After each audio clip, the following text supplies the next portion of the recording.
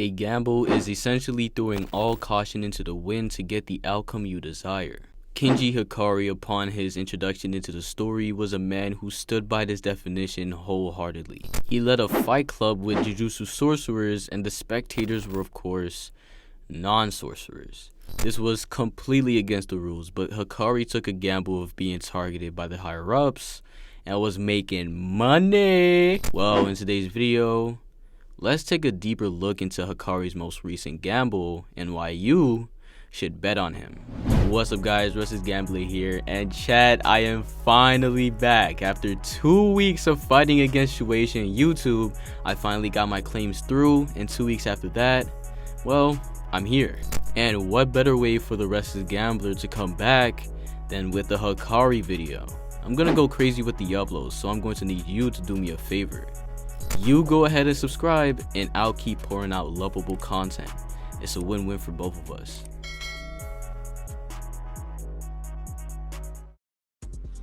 In chapter 237, literally seconds after Gojo died, Kashimo runs up on Sukuna. Above him is a huge chunk of ice floating towards the scene, and of course the person guiding it was none other than Uraume. Kashimo acknowledges their presence but isn't worried about interference because he made a deal with someone. That someone pulled up with a fresh pair of J's from even higher than the block of ice. Wait, hold up, before we continue, can we talk about what the hell happened here? Either Yo, how the f do you say this nigga name? Either that kid teleported him that high into the air, or his vertical is beyond the charts, cause what? Anyways, the person in question was of course Hakari, and he has a promise to keep. Now, we're never actually given insight on what that promise is. After all, their deal was off screen. But I think it's safe to assume that the deal was for Kashimo to fight Sukuna with no interference in return for the points he had. We know Kashimo fulfilled his end of the deal, and now it was time for Hakari to return it. We skip about, well, one chapter and Kashimo dies to Sukuna. Hakari is finally deal free. Kashimo got his fight, Hakari got his points, but now he's in a fight for no reason. It will be super funny if Hakari sees Kashimo's waffle body on the floor and tries to pull up on Sukuna instead of Uraume. Also, side note, Hakari pulled up to this fight unfazed by his sensei's death, ready to throw hands.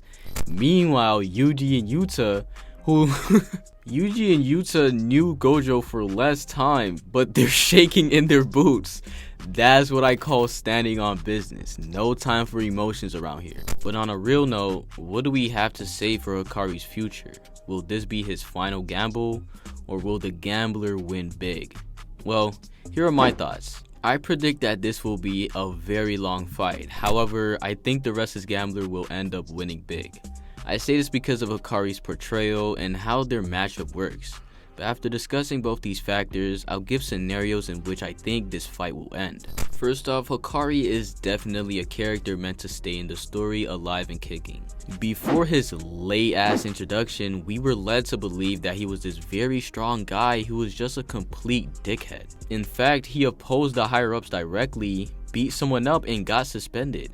Now you might be wondering why I just talked about all this. Well, let's look at what's specifically shown to us. In the latest color spread, we find out what Gojo's legacy holds, and we have 4 main characters to represent it: Yuta, Yuji, Maki, and Hakari himself. I'm going to completely ignore the monstrosity that is blonde Hakari here. That's just I'ma act like I'd never seen it. Also, I said Gojo's legacy because the man is dead. I'm not entertaining no Gojo coming back theories. As for the fight he died in, I think you guys should check out DJ Mao's video on it, explaining the entire skirmish front to back. Trust me, you will not regret it. Hakari is essentially part of Gojo's legacy. In chapter 11 of the manga, after Yuji dies, Gojo tells us his main plan in the grand scheme of things. It would be easy to kill everyone in charge, but even if he did that, new higher-ups would rise, as well as the fact that massacres aren't exactly accepted in our society. So Gojo, being the man he is, turned to education to rise up the new generation and acquire stronger and more intelligent allies. This is why we see those exact words on this spread.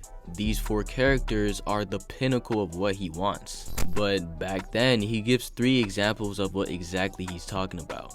Hakari Kenji the 3rd year, and the 2nd year Yuta the Ghost. He claims that those two will be as good as him someday, and he goes on to admit that Yuji would have been one of them. And now we're actually getting to see these 3 along with a Toji clone in action. Let's be real, for Gege to continuously emphasize the importance of the new gen just for the heavy hitters to die is beyond me. Another thing that adds on to Hakari's character that I found super interesting is a parallel between him and Gojo. We all know Gojo and Hakari are both characters who don't like constraint. Hakari only does things for people if he gets something in return, and Gojo doesn't care about orders. He's the strongest. Well, going back to once again the reason Hakari got suspended, it was because he beat up a higher up for disagreeing with him. And I found it quite ironic that right before this big fight, guess what my boy Gojo did? He killed every single higher up there was. For a member of the new generation to not only have the strength and intelligence to be part of Gojo's legacy, but also have the same mindset really puts into question whether or not he will actually die in this fight. Now that we've established that Hakari is essentially too fit for living rather than dying, I want to go over the matchup itself and see if there's any merit to Hakari winning. Uraume was formally introduced with their name in chapter 116. After Sukuna packed up Jogo, Uraume suddenly arrived behind him and tells Sukuna that they're there to escort him.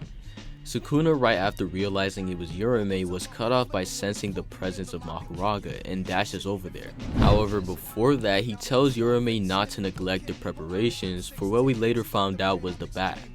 Introductions out of the way, we finally get to see Uraume fight in chapter 135 after Choso tries to get them out of the way to confront Kenjaku. Choso uses piercing blood and Uraume reacts and blocks it, but then after that they just disappear because Choso's main target was Kenjaku.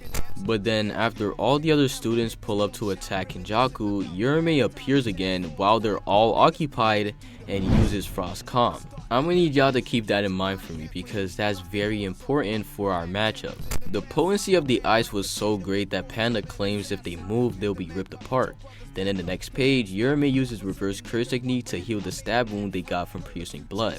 The students continue trying to attack, but Uraume retaliates using Ice Fall, trapping the students and having ice fall onto them. I'll have y'all know that this is the first and last time this bum uses an attack on someone who is actually on guard. But keep in mind this bum can't use reverse curse technique on Choso's blood being poisoned, something my go can do.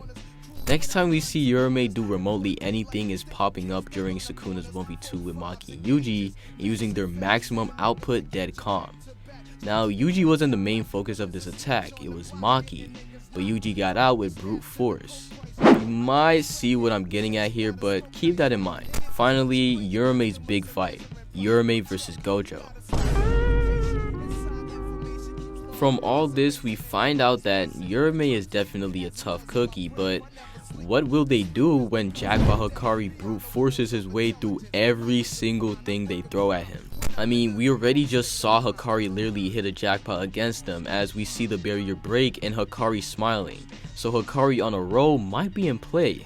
Uraume is what I call an off-guard merchant. You won't see anything good from them unless the person is off guard. If current Yuji was here instead of the fatigued one, he was getting out of the ice easily. We see him do it already. One thing I will say, however, is that this fight isn't going to be completely one-sided. Uraume's versatility with the ice hasn't been explored that much, but I think this is the perfect time to do just that. And on Hakari's side, it will be so cool to see how he counteracts all this versatility. Now, of course, we've all seen the memes. Heck, I even used it as the title of my first video on my second account. Go check it out. It's supposed to be Hakari failing a jackpot and dying to Uraume. That's... let me chill out, bro. But we have one more thing to do. Let's find out how Hakari will actually win against Uraume. Hakari and Uraume drop from the barrier and Hakari is now in jackpot. Uraume dashes behind Hakari and slices a limb off, but Hakari completely regrows it. Taken aback, Hakari starts pummeling Uraume, but with one opening, Uraume freezes Hakari with max output. Hakari just forces his way out of it just like Yuji, but this was expected, so Uraume pulls out an ice sword. They go for the head to counteract reverse curse technique, but Hakari sees through the plan, enforcing all of his cursed energy supply to his neck, and the ice sword bounces off it. Hakari picks the broken blade up and starts attacking Uraume with it, but because he's not a swordsman, his fighting style is completely filled with holes. Uraume sees this and tries to use it to the advantage, manipulating the ice in Hakari's hands, and slowly starts to freeze his brain. Just then, wait, how the hell does Hakari get out of that? Well then, I guess Hakari can't. Psych! Hakari's brain is about to freeze, but then his body reverts back. He's using a hype indicator outside of his domain, just like he does with the train doors. And so Hakari, not with the bullshit anymore, dodges everything Uraume has in store and delivers the final blow. Bam! Hakari wins.